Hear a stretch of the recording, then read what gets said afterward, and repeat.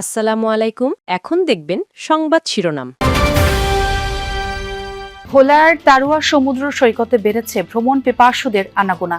Mangrove বন, সূর্যোদয়, সূর্যাস্ত ও লাল কাঁকড়ার বিচরণ।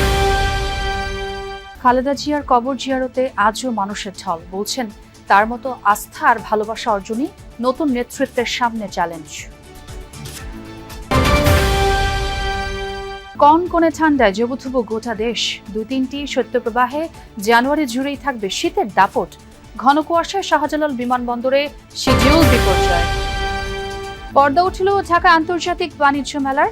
টিকিটিং ব্যবস্থার পাশাপাশি চলবে শাটল বাস। সব ধরনের পলিথিন ব্যাগের ব্যবহার নিষিদ্ধ। এতক্ষণ দেখছিলেন সংবাদ শিরোনাম, এখন দেখবেন বিস্তারিত। শীতে ভ্রমণ পিপাসুদের আনাগোনা বেড়েছে ভোলার তারুয়া সমুদ্র সৈকতে। প্রতিদিনই দূর দূরান্ত থেকে ছুটে আসছেন পর্যটকরা। সৈকতে সূর্যোদয়, সূর্যাস্ত আর প্রাকৃতিক সৌন্দর্য দেখে মুগ্ধ হচ্ছেন। পর্যটকরা বলছেন যাতায়াত ব্যবস্থা সহ বিভিন্ন দিক উন্নত হলে আরও বাড়বে সমাগম। তাল সমুদ্রের গর্জনে লুকিয়ে থাকে এক নীরব প্রশান্তি। প্রবল বেগে আছড়ে পড়া ঢেউ যেন ধুয়ে নিয়ে যায় সব অবসাদ। পর্যটকদের অন্যতম পছন্দ হয়ে উঠেছে ভোলার তারুয়া সমুদ্র সৈকত। ব্যস্ত জীবনের ক্লান্তি ভাসিয়ে দিতে ভ্রমণ পিপাসুরা ভিড় করছেন এই সৈকতে, আর ফিরে আসছেন একরাশ প্রশান্তি নিয়ে।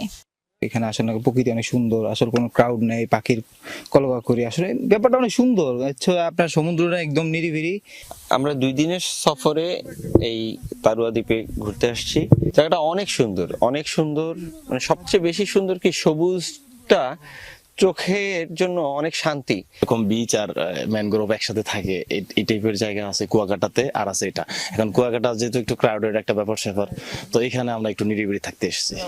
চরফ্যাশন উপজেলার বঙ্গোপসাগরের মোহনায় গড়ে ওঠা তারুয়া সমুদ্র সৈকতে একই সাথে দেখা মিলবে ম্যানগ্রোভ বন, ঝাউবন, লাল কাঁকড়ার বিচরণের সাথে সূর্যোদয় আর সূর্যাস্ত। যে কোনো পর্যটককে মুগ্ধ করতে যা যথেষ্ট। তবে অঞ্চলটি এখনও পুরোপুরি পর্যটক বান্ধব হয়ে ওঠেনি। রাত্রিযাপনের জন্য ব্যক্তি মালিকানার একটি টিনশেড রিসোর্ট আর অর্ধশত তাঁবু ছাড়া নেই কোনো ব্যবস্থা। যোগাযোগ ব্যবস্থা এবং নিরাপত্তার বিষয়ে প্রশাসনের সুদৃষ্টি চান পর্যটকরা। আসার ব্যবস্থা খুব বেশি বলবো স্যাটিসফ্যাক্টরি না, আসতে অনেকবার চেঞ্জ করতে হয়। তারপর যখন সারাদিন কষ্ট করে এখানে আসি, ভালো জায়গাটা, ভালো। হ্যাঁ, ঢালচর আসার পর থেকে যেটা খেয়াল করলাম, এখানে যে লোকাল যে রাস্তাঘাট এবং যে জিনিসগুলো ছিল ওইগুলা একটু আসলে খুব ভালো না অবস্থা। শুক্রবার শেষ হয় 3 দিনের রাষ্ট্রীয় শোক। বিএনপি ঘোষিত 7 দিনের শোক পালন কর্মসূচি চলছে এখন।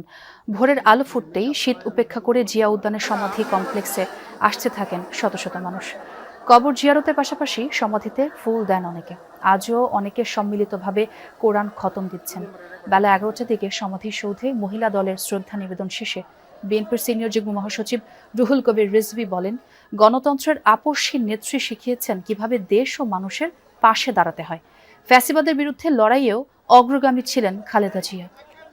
সবাই যেখানে পলিটিক্যাল অ্যাক্টিভিটি জানে না, সাধারণ লোকই মানুষ আসতেছে এখানে ফতোয়া করতে। তার জন্য আমরা দেশবাসী দোয়া করব। আমি বিশ্বাস করি তার সবচেয়ে বড় পাওয়া আমার দেশের মানুষের দোয়া। কি করে জনগণের পাশে থাকতে হয় এবং অনেক দুঃখ, সংকট, চাপ, হুমকির মুখেও জনগণকে ছেড়ে না যাওয়ার যে দৃষ্টান্ত, সেটা দেশনেত্রী বেগম খালেদা জিয়া তিনি দেখিয়েছেন। পৌষের মধ্যভাগে সারা দেশেই শীতের দাপট। কনকনে ঠান্ডায় স্থবির জনজীবন। আজ সর্বনিম্ন তাপমাত্রা রেকর্ড করা হয়েছে রাজশাহী, পাবনার ঈশ্বরদী ও নওগাঁর বদলগাছিতে 9 ডিগ্রি সেলসিয়াস। ভোর থেকেই ঘন কুয়াশায় ঢাকা প্রকৃতি। দৃষ্টিসীমা কমে আসায় সড়ক মহাসড়কে হেডলাইট জ্বালিয়ে চলাচল করছে যানবাহন। তীব্র শীতে জরুরি প্রয়োজন ছাড়া বের হচ্ছেন না মানুষ। বিপাকে পড়েছেন খেটে খাওয়া মানুষ। গরম কাপড়ের অভাবে কষ্টে দিন কাটছে দরিদ্র ও ছিন্নমূল মানুষের। সরকারি ও বেসরকারি উদ্যোগে শীতবস্ত্র বিতরণ করা হলেও তা অপর্যাপ্ত। শীতের সাথে পাল্লা দিয়ে বাড়ছে ঠান্ডাজনিত রোগের প্রকোপও। আক্রান্তদের বেশিরভাগই শিশু ও বয়স্ক। ঘন কুয়াশায় প্রধান 2 নৌ রুটে ফেরি চলাচল ব্যাহত। 4-5 দিন ধরে প্রচন্ড রকমের ঠান্ডা, ঘন কুয়াশা, অন্তনে দেখেছি কি মেল বাতাসের কারণে জনজীবন স্থবির হয়ে পড়েছে। শীতের ভিতরে তো কাজ কাম করা যায় না, আমাগো সমস্যা হয়, গরিব মানুষ। নৌকাদল ভাই তো শীতকালে দিন কষ্ট কইরা, কিন্তু আমরা শীতে খুব কষ্ট হইতে আছে বুঝলেন। যমুনা নদীর তীর ঘেঁষে গড়ে ওঠা মূলত এই সিরাজগঞ্জ জেলাটি মূলত সকাল থেকেই আমরা দেখেছি যে প্রচণ্ড ঘন কুয়াশায় কিন্তু আসলে ঢাকা ছিল এই জেলাটি। বেলা বাড়ার সাথে সাথে একটু রোদের দেখা মেলে, তারপর একটু ঘন কুয়াশা কেটে গেলেও শীতের তীব্রতা কিন্তু প্রচণ্ড রয়েছে, যে কারণে কিন্তু আসলে এই অঞ্চলে খেটে খাওয়া মানুষ যারা তারা কিন্তু একদম কেউ ঘর থেকে বেরোতে পারছে না। দেখতে পারবেন পুরো জমি এলাকার যেগুলো রয়েছে অর্থাৎ ফসলি জমিগুলো রয়েছে সবই কিন্তু আসলে ফাঁকা রয়েছে। কিন্তু এখানকার আজকে কৃষকরা যে সকালে ভোরে কাজে আসবে তারা কিন্তু শীতের জন্য মূলত কাজে আসতে পারছে না। একই সাথে পাশেই কিন্তু যমুনা নদী, সেই নদীতেও আসলে খেটে খাওয়া মানুষ যারা রয়েছেন তারা কিন্তু নদীতে আসবেন, নদীতে এসে যে তাদের যে মাছ ধরা থেকে শুরু করে অন্যান্য যে কাজগুলো রয়েছেন সেটি কিন্তু আসলে তারা মূলত করতে পারছে না। একটি মাত্র কারণ, সেটি হচ্ছে প্রচণ্ড শীত। এই শীতের মধ্যে কিন্তু আসলে এই খেটে খাওয়া অসহায় মানুষ যারা দরিদ্র মানুষ রয়েছেন তারা কিন্তু কোনো কাজে আসছে যোগ দিতে পারছে। পর্দা উঠেছে ঢাকা আন্তর্জাতিক বাণিজ্য মেলার 30তম আসরের উদ্বোধন করেন বাণিজ্য উপদেষ্টা শেখ বশিরউদ্দিন। অংশ নেন শীর্ষস্থানীয় ব্যবসায়ী নেতারাও। পেপার ও প্যাকেজিং শিল্পকে 2026 সালের বর্ষ পণ্য ঘোষণা করা হয়েছে। বাণিজ্য মন্ত্রণালয় এবং ইপিবির যৌথ উদ্যোগে চলবে মাসব্যাপী এই আয়োজন। মেলায় টিকিটিং এর ব্যবস্থা করা হয়েছে। লেআউট প্ল্যান অনুযায়ী বিভিন্ন ক্যাটাগরির 324টি প্যাভিলিয়ন ও স্টল বরাদ্দ দেওয়া হয়েছে। পলিথিন ব্যাগ এবং সিঙ্গেল ইউজ প্লাস্টিক ব্যবহার নিষিদ্ধ করা হয়েছে এইবার। বিকল্প হিসেবে হ্রাসকৃত মূল্যে শপিং ব্যাগ সরবরাহ করা হবে। আর দর্শনার্থীদের যাতায়াতের সুবিধার্থে কুড়িল বিশ্ব রোড, ফার্মগেট, নারায়ণগঞ্জ ও নরসিংদী থেকে প্রতিদিন সকাল 8টা থেকে বাণিজ্য মেলার উদ্দেশ্যে বিআরটিসির 200টিরও বেশি শাটল বাস চলবে। ঢাকা আন্তর্জাতিক বাণিজ্য মেলা দীর্ঘদিন ধরে এমন একটি প্ল্যাটফর্ম হিসেবে কাজ করছে যা পণ্যের উৎপাদককে ভোক্তার সঙ্গে, উদ্যোক্তাকে বিনিয়োগকারীর সঙ্গে এবং বাংলাদেশকে বিশ্ব বাজারের সঙ্গে সংযুক্ত করে চলছে।